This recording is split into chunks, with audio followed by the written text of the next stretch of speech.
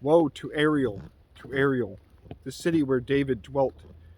Add ye year to year, let them kill sacrifices. Yet I will distress Ariel, and there shall be heaviness and sorrow, and it shall be unto me as Ariel.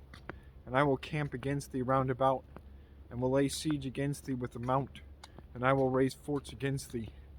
And thou shalt be brought down, and shalt speak out of the ground, and thy speech shall be low out of the dust, and thy voice shall be as one that hath a familiar spirit out of the ground, and thy speech shall whisper out of the dust. Moreover, the multitude of thy strangers shall be like small dust, and the multitude of the terrible ones shall be as chaff that passeth away. Yea, it shall be at an instant suddenly. Thou shalt be visited of the Lord of hosts with thunder, and with earthquake, and great noise, with storm and tempest, and a flame of devouring fire. And the multitude of all the nations that fight against Ariel, even all that fight against her and her munition, and that distress her, shall be as a dream of a night vision. It shall even be as when an hungry man dreameth, and behold, he eateth, but he awaketh, and his soul is empty. Or as when a thirsty man dreameth, and behold, he drinketh, but he awaketh, and behold, he is faint, and his soul hath appetite. So shall the multitude of all the nations be that fight against Mount Zion.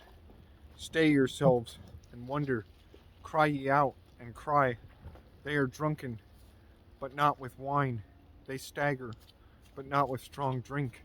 For the Lord hath poured out upon you the spirit of deep sleep, and hath closed your eyes. The prophets and your rulers, the seers hath he covered.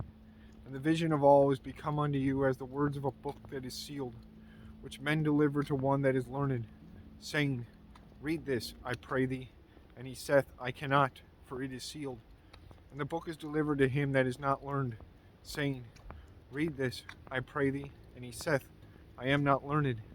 Wherefore the Lord said, For as much as this people draw near me with their mouth, and with their lips do honor me, but have removed their heart far from me, and their fear toward me is taught by the precept of men. Therefore, behold, I will proceed to do a marvelous work among this people, even a marvelous work and a wonder. For the wisdom of their wise men shall perish, and the understanding of their prudent men shall be hid. Woe unto them that seek deep to hide their counsel from the Lord, and their works are in the dark. And they say, Who seeth us, and who knoweth us? Surely your turning of things upside down shall be esteemed as the potter's clay. For shall the work say of him that made it, He made me not? Or shall the thing framed say of him that framed it, He had no understanding? It is not yet a very little while, and Lebanon shall be turned into a fruitful field, and the fruitful field shall be esteemed as a forest. And in that day shall the deaf hear the words of the book, and the eyes of the blind shall see out of obscurity and out of darkness. The meek also shall increase their joy in the Lord, and the poor among men shall rejoice in the Holy One of Israel.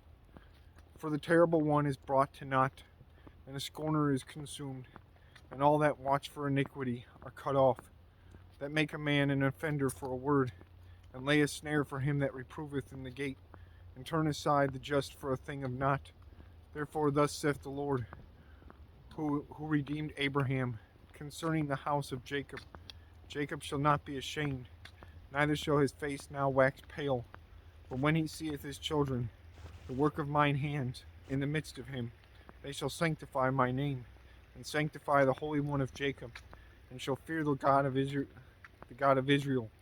They also that erred in spirit shall come to understanding, and they that murmured shall learn doctrine.